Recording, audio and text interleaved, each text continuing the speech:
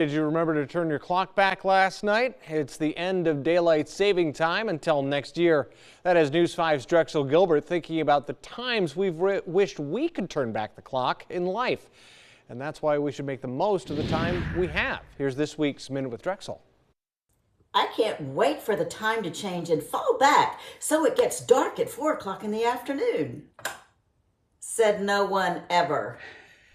Hey y'all, well I recorded that little ditty back in 2019 and it's still true today. Yeah, I know there are lots of you who love the end of daylight savings time and that's okay, but it's just not my favorite. But it did get me to thinking, has there ever been a time in your life where you said, oh, I wish I could turn back the clock?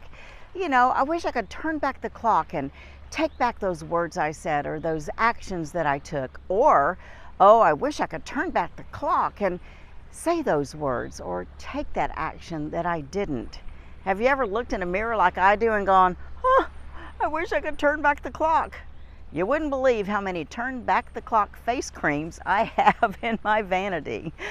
Well, it would be fun to turn back the clock sometimes, but you know we can't do that.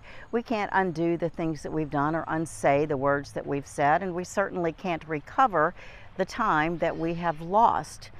There's a quote that's attributed to H. Jackson Brown that I like. It goes something like this: don't complain that you don't have enough time. You have the same 24 hours in a day that everybody else has. The question is, what are we going to do with that time? That's something I'd like for you to ponder this week. What do you need or want to do with the time that you have left? Do you need to forgive someone?